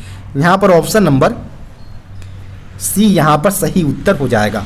और यह नॉर्मली इसका जो मेजरमेंट होता है वो 72 ± 0 mm होता है, जबकि बात करें 27 + 2 - 0 mm सिंपली हमारा बोवारेन वैगन के लिए होता है। नेक्स्ट जो प्रश्न पूछे गए हैं, how much pressure should drop in a minute after putting a test plate in locomotives of freight trains. यानी फ्रेट ट्रेन्स के लोकोमोटिव्स में टेस्ट प्लेट लगाने के बाद 1 मिनट में कितना प्रेशर कम होना चाहिए, रिड्यूस होना चाहिए, वो यहाँ पर पूछे गए हैं। तो जब भी हम जो हमारे फ्रेट स्टॉक के लोकोमोटिव्स में जैसे ही हम टेस्ट प्लेट लगाते हैं तो इनमें जो प्रेशर ड्रॉप होना चाहिए वो हमारा 1 मिनट की, ध्यान रखिए 1 मिनट में हमारा 1 kg/cm² प्रेशर का ड्रॉप होना चाहिए। तो यहाँ पर बात करें ऑप्शन नंबर का तो ऑप्शन नंबर यहाँ पर बी करेक्ट उत्तर हो जाएगा। नेक्स्ट जो प्रश्न पूछे गए हैं, what is the piston stroke of BBZC wagon. BBZC wagon यह हमारा 4 व्हीलर ब्रेक बान होता है। इसके लिए जो हम वैगन कोड यूज में लेते हैं वो 85 लेते हैं।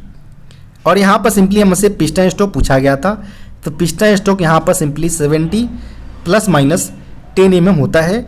यहाँ पर ऑप्शन नंबर बी करेक्ट उत्तर हो जाएगा। नेक्स्ट जो प्रश्न पूछे गए हैं वो पूछे गए हैं, control rod of ACB when rotated for 1 round control rod head moves bye a distance of. यानी हम यहाँ पर जब हमें कोई रिलीज करना हो गाड़ी को या गैप को मेंटेन करना हो तो उस केस में हमारा कन्वेंशनल ब्रेकिंग वाले जो हमारे फ्रेट स्टॉक होते हैं तो उस केस में हमें एसीबी को क्लॉकवाइज या anti clockwise as per requirement हमें मूवमेंट कराने के होते हैं। तो इस केस में बोला गया कि जैसे ही मगर एसीबी को अगर 1 राउंड अगर रोटेट करते हैं तो इनमें जो कंट्रोल रॉड हेड्स का जो मूवमेंट होता है वो कितने डिस्टेंसेस से होते हैं वो यहाँ पर पूछे गए हैं। तो जैसे ही हम अगर कोई 1 राउंड करते हैं तो इसमें जो हमारा मूवमेंट होगा वो 2 mm का मूवमेंट देखा जा सकता है। यहाँ पर ऑप्शन नंबर सी यहाँ पर करेक्ट उत्तर हो जाएगा। नेक्स्ट प्रश्न यहाँ पर है, what is the nominal lateral clearance between side frame and bolster in Casnub 22W, WM 22NL and 22NLB। यानी ये जितने भी प्रकार के हमारे कैशनफ बुई का टाइप्स दिए गए हैं इनमें सिंपली हमारा नॉमिनल, ध्यान रखें नॉमिनल क्लियरेंस पूछा गया है। Nominal lateral clearance between side frame and bolster. Side frame एवं बोलस्टर के बीच नॉमिनल लेटरल क्लियरेंस जो होता है हमारा, जो कि हमारे NLB या WM ट्रॉली के लिए जो होता है वो हमारा 18 mm होता है, 18 mm। यहाँ पर ऑप्शन नंबर सी यहाँ पर करेक्ट उत्तर हो जाएगा। जबकि जो 25 mm जो होता है वह सिंपली हमारा 22 HS बोगी और LCCF 20C टाइप्स के जो हमारे BLC वैगन में प्रयोग किए जाते हैं, इस प्रकार की बोगियों के में हमारा 25 mm क्लियरेंस होता है, nominal lateral clearance between side frame and bolster. Next यहाँ प्रश्न की अगर बात करें तो नेक्स्ट जो प्रश्न पूछे गए हैं, what is the nominal lateral clearance between side frame and axle box और अडप्टर कैस्नब 22 NL और NLB 22 HS बोगी। यानी यहाँ पर नॉमिनल लेटरल क्लियरेंस पूछा गया है बिटवीन, ध्यान रखें, side frame and axle box और एडप्टर। बोगी का टाइप्स दिया गया 22 NL NLB 22 HS बोगी, तो इस केस में हमारा 16 mm होता है, 16 mm 16 mm हो जाएगा। यहाँ पर बात करें ऑप्शन नंबर का, तो ऑप्शन नंबर यहाँ पर बी करेक्ट उत्तर होगा। इसके अलावा बात करें 25 mm का, तो 25 mm जो होता है हमारा वो होता है हमारा सिंपली 22 WM और LCCF 20C बोगी जो होता है हमारा। इन केस में हमारा जो नॉमिनल लेटरल क्लियरेंस होगा जो साइड फ्रेम एवं एक्सल बॉक्स या अडप्टर के बीच होगा वो 25 mm होगा। नेक्स्ट प्रश्न यहाँ पर है, Indian standards specification of lubricants used to lubricate centre pivots of Casnub bogie. यानी इंडियन स्टैंडर्ड जो कैसना बोगी के सेंटर पिवेट्स को लुब्रिकेट करने के लिए उपयोग किए जाने वाले जो लुब्रिकेंट्स होते हैं वह कौन सा यूज में लेते हैं, तो वह सिंपली हमारा इंडियन स्टैंडर्ड्स के जो हमारा 495 वर्जन जो होता है लुब्रिकेंट्स, इनका प्रयोग किया जाता है। ध्यान रखिए यह हमारा ग्रेफाइट फ्लेक का प्रयोग किया जाता है कैसना बोगी के सेंटर पिवेट्स को लुब्रिकेट करने के लिए, और यह यूज किया जाता है सिंपली ड्राई कंडीशन में। तो यहाँ पर बात करें तो ऑप्शन नंबर का, तो ऑप्शन नंबर यहाँ पर ए यहाँ पर सही उत्तर हो जाएगा। नेक्स्ट जो प्रश्न पूछे गए हैं, inspection of thickness of H2SO4 barrel carried out with, यानी जो हमारा सल्फ्यूरिक H2SO4 जो हमारा होता है, इस जगह केमिकल जो होता है हमारा सल्फ्यूरिक एसिड इसका केमिकल नेम होता है, और इनके बैरल्स को इंस्पेक्शंस करने के जो थिकनेस जो यूज में हम लेते हैं वह हम सिंपली डी मीटर्स का प्रयोग करते हैं। तो यहाँ पर बात करें ऑप्शन नंबर का, तो ऑप्शन नंबर यहाँ पर ए सही उत्तर हो जाएगा। नेक्स्ट प्रश्न यहाँ पर है, during hydraulic testing of master valve of tank wagon the water to be filled up to, यानी यहाँ पर बात करें कि जो टैंक वैगन में मेनली हमारा master valve, BD bottom discharge valve और नीचे हमारा बॉटम डिस्चार्ज पाइप होते हैं। इसके ऊपर हमारा डोम कवर्स होता है जहां से हम ओपन करके हम प्रॉपर फिलिंग करते हैं पेट्रोल्स या डीजल्स या अन्य जो हमारे पेट्रोलियम प्रोडक्ट्स होते हैं इनको हम फिलिंग करते हैं। तो यहाँ पर बोला गया है कि जो हम टैंक वैगन के अंतर्गत जो हमारा मास्टर वाल्व लगे होते हैं इनकी हाइड्रोलिक टेस्टिंग किया जाना चाहिए बिफोर यूजिंग।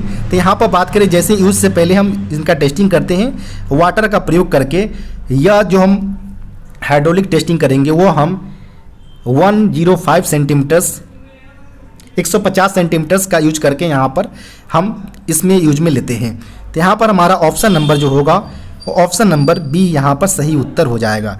यानी टैंक वैगन्स के मास्टर वाल्व्स की हाइड्रोलिक परीक्षण के दौरान जो पानी का जो लेवल्स जो हम यूज में लेते हैं फिलिंग करने के लिए वो हम 150 सेंटीमीटर्स हाइट तक इसमें लेते हैं।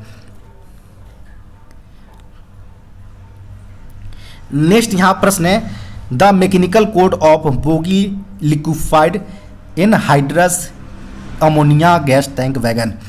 यानी यहाँ पर बोला गया है कि जो bogie liquefied anhydrous ammonia gas tank wagon के लिए जो हमारा मैकेनिकल कोड होना चाहिए वो क्या होना चाहिए। तो उसके लिए जो कोड होता है वो हमारा सिंपली BTAL होता है, जो कि पहले यूज में लिया जाता था, बाद में यहाँ पर सफिक्स एयर ब्रेक सिस्टम के लिए ऐड कर दिया गया है। तो यहाँ पर सिंपली हमारा जो सही उत्तर होगा वो हमारा ऑप्शन नंबर ए यहाँ पर सही उत्तर हो जाएगा। नेक्स्ट यहाँ प्रश्न है the mechanical code of lubricating while tank wagon. Lubricating while tank wagon के लिए हमारा जो मैकेनिकल कोड होना चाहिए वह क्या होना चाहिए, वह सिंपली हमारा टॉक्स यहाँ पर होना चाहिए। यहाँ पर बात करें ऑप्शन नंबर का तो ऑप्शन नंबर यहाँ पर बी करेक्ट उत्तर हो जाएगा। नेक्स्ट प्रश्न यहाँ पर है the mechanical code of caustic soda tank wagon. Caustic soda tank wagon के लिए जो मैकेनिकल कोड होना चाहिए वह सिंपली TCS या BT बोगी TCS का यहाँ पर प्रयोग किया जाता है। यहाँ पर बात करें ऑप्शन नंबर बी यहाँ पर सही उत्तर हो जाएगा। यहाँ पर ध्यान रखिए simply B bogie tank caustic soda का यहाँ पर सफिक्स यहाँ पर यूज में लिया जाता है यहाँ पर वर्ड। नेक्स्ट प्रश्न यहाँ पर है codal life of tank wagon. Tank wagon का जो कोटल लाइफ है वह 45 ईयर्स होता है। यहाँ पर ऑप्शन नंबर बी करेक्ट उत्तर हो जाएगा। नेक्स्ट प्रश्न यहाँ पर है what is the hydraulic test pressure in the barrel of chlorine tank wagon. यानी यहाँ पर barrel of chlorine tank wagons के लिए जो हाइड्रोलिक टेस्ट प्रेशर होना चाहिए वह सिंपली 43.7 kg पर सेंटीमीटर स्क्वायर प्रेशर का प्रयोग करके हम हाइड्रोलिक टेस्ट करते हैं क्लोरीन टैंक वैगन्स के बैरल्स का। यहाँ पर ऑप्शन नंबर जो होगा वो ऑप्शन नंबर ए यहाँ पर सही उत्तर हो जाएगा। नेक्स्ट प्रश्न यहाँ पर है the diameter of master बाल्व of BTPN tank wagon. BTPN tank wagons के जो मास्टर बाल्व जो यूज में लिया जाता है इनका डायमीटर व्यास पूछा गया है। यह सिंपली हमारा ब्रास का बना होता है, मेड ब्रास मटेरियल्स का यानी पित्तल का बना होता है, और इनका जो हमारा डायमीटर्स होता है वह सिंपली हमारा 100 mm का इसका डायमीटर्स होता है। यहाँ पर option number brass made 100 mm इसका डायमीटर हो जाएगा, ऑप्शन नंबर बी। नेक्स्ट प्रश्न यहाँ पर है volumetric capacity of BTAL N tank wagon. यानी BTAL टैंक वैगन्स के लिए जो हमारा वॉल्यूमेट्रिक कैपेसिटी पूछा गया वह कितना होना चाहिए। तो वॉल्यूमेट्रिक कैपेसिटी अगर बात करें BTAL N wagon tank wagons की, जिसके लिए अगर बात करें इसका जो हमारा वैगन टैंक वैगन जो होता है वो सिंपली हमारा bogie liquefied anhydrous ammonia gas tank wagon होता है। ध्यान रखें liquefied anhydrous ammonia gas tank wagon, जिसके लिए हम मैकेनिकल जो कोड लेते हैं वह BTAL एन टैंक वैगन के तौर पर लेते हैं। इनका जो वॉल्यूमेट्रिक कैपेसिटी होता है वह सिंपली 60.66 क्यूबिक मीटर इसका वॉल्यूमेट्रिक कैपेसिटी होता है। यहाँ पर बात करें ऑप्शन नंबर का तो ऑप्शन नंबर यहाँ पर बी इसका सही उत्तर हो जाएगा। और इसका जो मैकेनिकल कोड होता है वह सिंपली बात करें यहाँ पर तो anhydrous ammonia gas tank wagon हो जाएगा।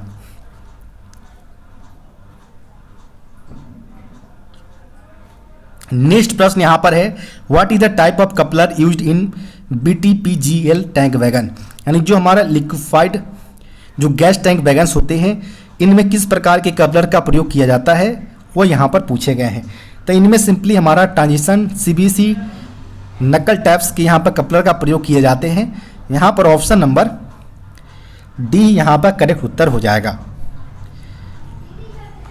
नेक्स्ट प्रश्न यहाँ पर है in BLC wagon width over sole bar at centre line is. यानी बीएलसी वैगन में सेंटर लाइन वैगन्स पर जो हमारा 16 बार की जो विड्थ होना चाहिए, चौड़ाई, वो कितना होना चाहिए। तो विड्थ सिंपली जो होता है हमारा वह 2100 mm होना चाहिए। तो यहाँ पर बात करें ऑप्शन नंबर का, तो ऑप्शन नंबर यहाँ पर बी करेक्ट उत्तर हो जाएगा। नेक्स्ट यहाँ प्रश्न है, what is the material specification of BLC wagon trolley. यानी बीएलसी वैगन ट्रॉली का जो मटेरियल स्पेसिफिकेशन यूज में लेते हैं वह सिंपली कास्ट स्टील का यूज में लेते हैं। यहाँ पर ऑप्शन नंबर ए यहाँ पर करेक्ट उत्तर हो जाएगा। नेक्स्ट प्रश्न यहाँ पर है, what shall be maximum length of container platform in BLC wagon. यानी यहाँ पर बोला गया कि बीएलसी वैगन में जो कंटेनर प्लेटफॉर्म्स की अधिकतम जो लंबाई कितनी होनी चाहिए वो यहाँ पर पूछा गया है। तो यहाँ पर मैक्सिमम जो हाइट होता है कंटेनर वैगन्स वाले प्लेटफॉर्म्स की मैक्सिमम हाइट वो हमारा 1009 mm होता है। लेकिन यहाँ पर बोला गया मैक्सिमम लेंथ का, तो मैक्सिमम जो लेंथ होता है वह 28 फीट्स होता है। 28 फीट इसका लेंथ होता है। तो यहाँ पर बात करें ऑप्शन नंबर का, तो ऑप्शन नंबर यहाँ पर बी यहाँ पर सही उत्तर हो जाएगा।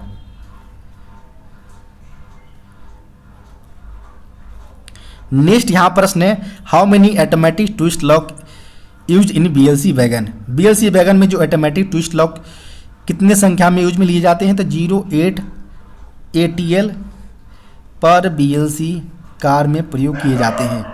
यहाँ पर ऑप्शन नंबर बी इसका सही उत्तर हो जाएगा, जिनमें 600 kg वेट फोर्सेस लॉक के लिए और 1000 kg weight forces on lock के लिए यूज में लिया जाता है। साथ ही साथ G100 का प्रयोग हम ATL के मेंटेनेंस के तौर पर लेते हैं। नेक्स्ट प्रश्न यहाँ पर है, rake carrying capacity of BLC wagon. BLC wagon के रेक कैरिंग कैपेसिटी जो है वो कितना है, तो rake carrying capacity BLC wagon का 45 वैगन्स या 90 TEU।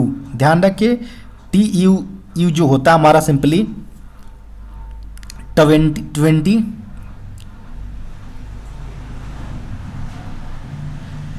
Feet container equivalent units होता है, इक्विवेलेंट्स यूनिट होता है। तो इसका आप ध्यान रखें, TEU को हम 20 फीट कंटेनर इक्विवेलेंट यूनिट्स के तौर पर यहाँ पर लिया जाता है। यानी या तो 40 वैगन्स या 90 TEUs का यहाँ पर कैरिंग कैपेसिटी होता है। यहाँ पर ऑप्शन नंबर सिंपली बी इसका सही उत्तर हो जाएगा।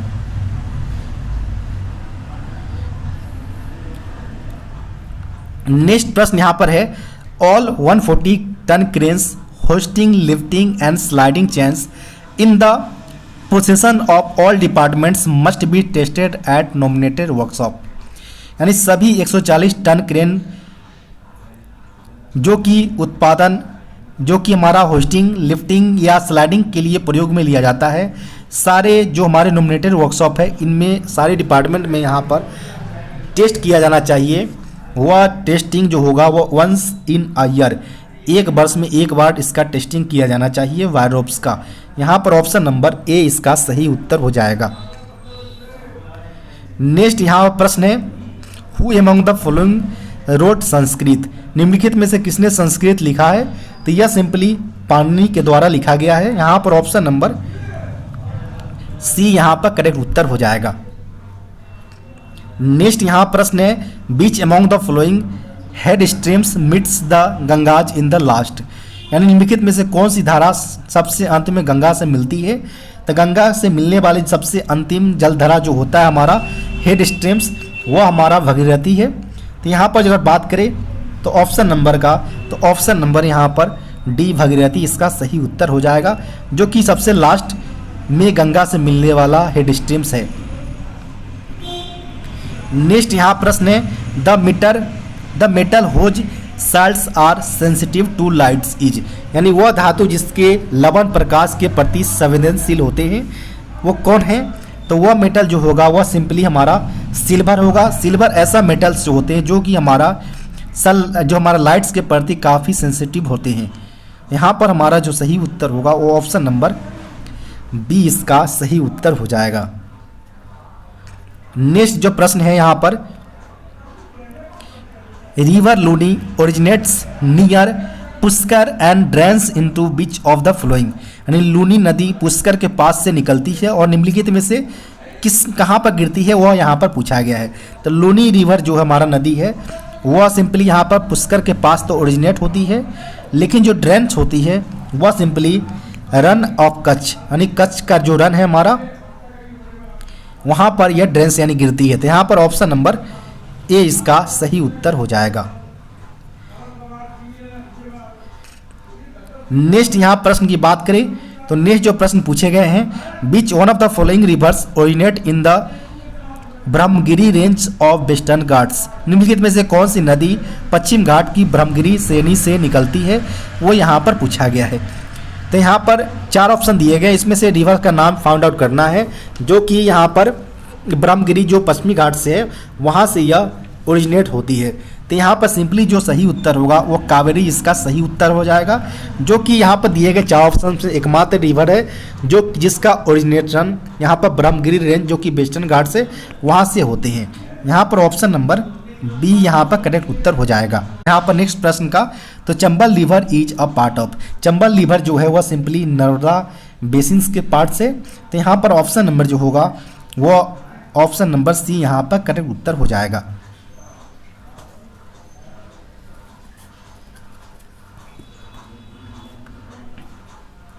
नेक्स्ट जो प्रश्न पूछे गए हैं, डीडीटी वाज इन्वेंटेड बाय, यानी डीडीटी जो है वह सिंपली मुजले के द्वारा यहाँ पर इन्वेंटेड किए गए हैं, खोज किए गए हैं, आविष्कार किए गए हैं। तो यहाँ पर ऑप्शन नंबर ए यहाँ पर सही उत्तर हो जाएगा। नेक्स्ट यहाँ प्रश्न है, इंडस रिवर यानी सिंधु नदी जो है हमारा, इनका ओरिजिनेशन कहाँ से होता है? तो यह सिंपली तिब्बत से होते हैं। तो यहाँ पर ऑप्शन नंबर डी यहाँ पर सही उत्तर हो जाएगा। नेक्स्ट यहाँ प्रश्न है, the hottest planet in the solar system, यानी सौर मंडल में सबसे गर्म ग्रह कौन है वो यहाँ पर पूछा गया है। तो यह सिंपली वेनस शुक्र प्लैनेट है, यहाँ पर शुक्र ग्रह जो कि सौर मंडल का सोलर सिस्टम का सबसे हॉटेस्ट प्लैनेट है। और यह गर्म होने का जो मेनली रीजन है वह यहाँ पर इनके वायुमंडल जो है वेनस के, इनमें कार्बन डाइऑक्साइड CO2 के काफ़ी प्रचुर मात्रा में उपलब्ध होने का यह मेन कॉजेज है यहाँ पर। नेक्स्ट यहाँ प्रश्न है, which of the following rivers does Chambal rivers merge, जो चंबल नदी निम्नलिखित में से किस नदी के में विलीन हो जाती है वह यहाँ पर पूछा गया है। तो जो चंबल रिवर है वह मिली यमुना रिवर में जाकर वह मर्ज हो जाती है। तो यहाँ पर बात करें तो ऑप्शन नंबर डी यहाँ पर करेक्ट उत्तर हो जाएगा। नेक्स्ट यहाँ प्रश्न है, which of the following is related to Bharat Nirman scheme, Bharat Nirman scheme से रिलेटेड कौन है यहाँ पर? तो यहाँ पर भारत निर्माण स्कीम से रिलेटेड सिंपली यहाँ पर इंफ्रास्ट्रक्चर्स डेवलपमेंट है। ऑप्शन नंबर यहाँ पर सी यहाँ पर सही उत्तर हो जाएगा।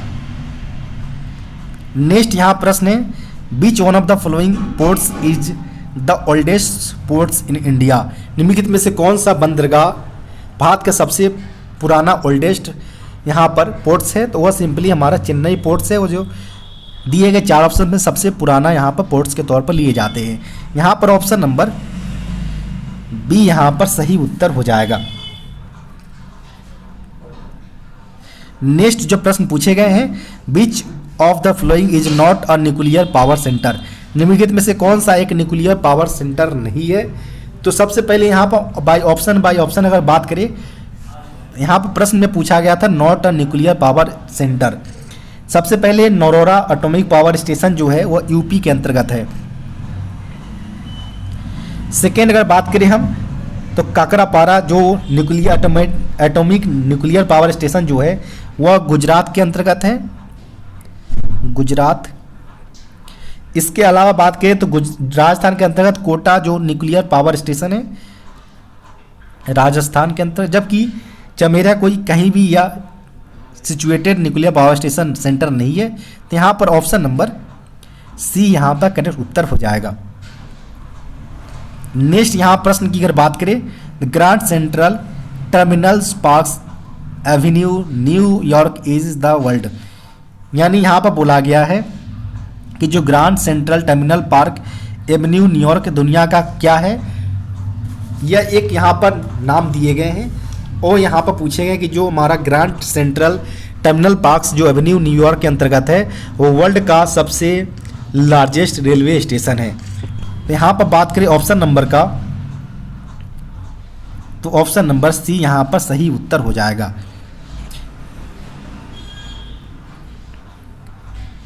नेक्स्ट प्रश्न यहाँ पर है, friction can be reduced by changing from, यानी जो डैश से बदलकर घर्षण को कम किया जा सकता है। तो फ्रिक्शन को हम जब रिड्यूस करना हो तो सिंपली हम स्लाइडिंग टू रोलिंग का मूवमेंट करेंगे, तो इस कारण हमारा जो फ्रिक्शन है वो रिड्यूस किया जा सकता है।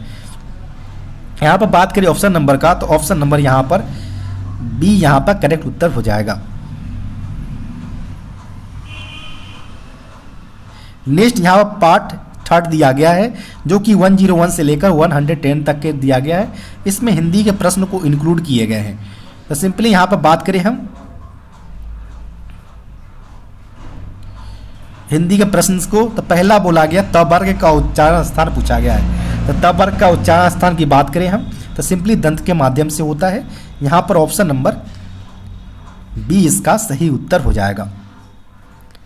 नेक्स्ट है पवर्ग का यहाँ पर उच्चारण स्थान पूछा गया है, तो यह सिंपली ओष्ठ के माध्यम से होता है। तो यहाँ पर ऑप्शन नंबर सी यहाँ पर सही उत्तर हो जाएगा। नेक्स्ट यहाँ पर प्रश्न है, पुस्तक का कौन सा शब्द है, तो पुस्तक तत्सम शब्द को लिया जाता है। यह सिंपली वैसे शब्द होते हैं जो संस्कृत में ज्यों के तो यहाँ पर कंसीडर किया जाता है, तो उस प्रकार के शब्द जो होते हैं वह तत्सम शब्द होते हैं। पुस्तक को एज संस्कृत से यहाँ पर लिया गया है, तो यहाँ पर यह भी तत्सम शब्द हो जाएगा। यहाँ पर ऑप्शन नंबर बी यहाँ पर करेक्ट उत्तर हो जाएगा। नेक्स्ट यहाँ प्रश्न है, वह कुल्हाड़ी से वृक्ष काटता है, इस वाक्य में से किस प्रकार से विभक्ति है। वह कुल्हाड़ी से वृक्ष को काटता है, तो सिंपली यहाँ पर जो विभक्ति होती है वो मेनली 8 प्रकार के होते हैं। जैसे कर्ता ने कर्म को करण से के द्वारा, संप्रदान के लिए अप्रदान से, संबंध का के की अधिकरण में, और संबंधन जो में ही अरे जो लिया जाता है। इस टोटल 8 प्रकार के यहाँ पर विभक्ति होते हैं। तो यहाँ पर बोला गया कि वह कुल्हाड़ी से वृक्ष को काटता है, यानी वृक्ष जो काटा जा रहा है वो विद द हेल्प ऑफ कुल्हाड़ी से काटे जा रहे हैं। तो जब भी कोई काम किसी ऑब्जेक्ट किसी दूसरे के माध्यम से अगर किया जाता है किसी सहायता से, तो उस केस में यहाँ पर हमें कर्ण जो हमारा कर्ण है विभक्ति उसको यहाँ पर लिया जाता है, जिसके अंतर्गत से और के द्वारा यहाँ पर लिए जाते हैं। तो यहाँ पर जो सही उत्तर होगा वो ऑप्शन नंबर सी यहाँ पर सही उत्तर हो जाएगा, क्योंकि जो हमारा वृक्ष काटा जा रहा है वो कुल्हाड़ी से काटा जा रहा है। तो यहाँ पर से हमारा कर्ण विभक्ति हो जाएगा।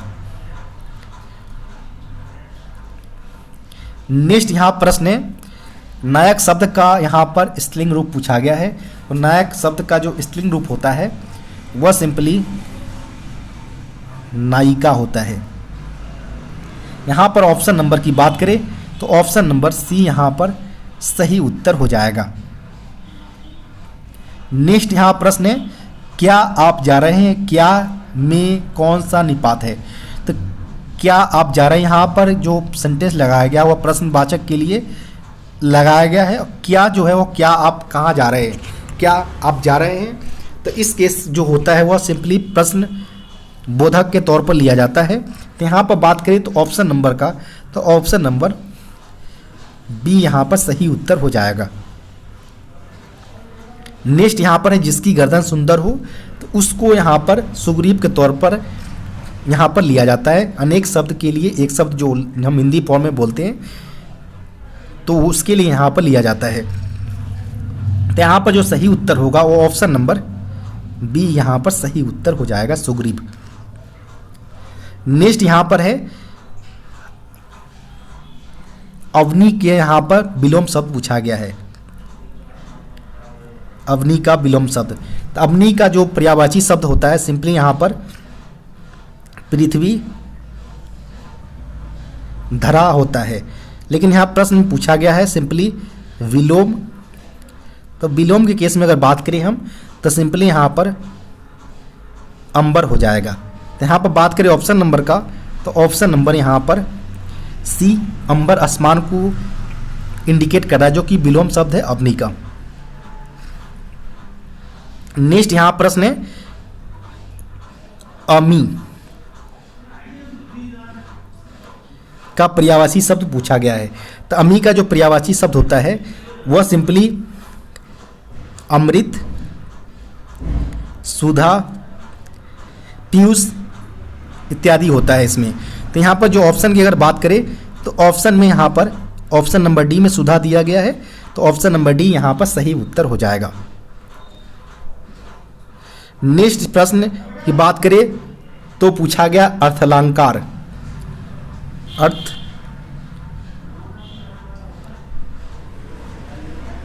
अर्थालंकार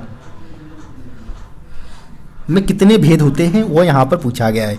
अलंकार मेनली 3 प्रकार के होते हैं, शब्द अलंकार, अर्थ अलंकार और उभयालंकार। शब्द अलंकार में सिंपली शब्द के यूज में लिए जाते हैं, अर्थ अलंकार में अर्थ का, जबकि उभय अलंकार में दोनों को कंबाइंड फॉर्म में लिए जाते हैं। तो यहाँ पर पूछा गया जो अर्थ अलंकार है वो कितने भेद होते हैं, तो इसके अंतर्गत टोटल हमारा 12 भेद को लिया जाता है।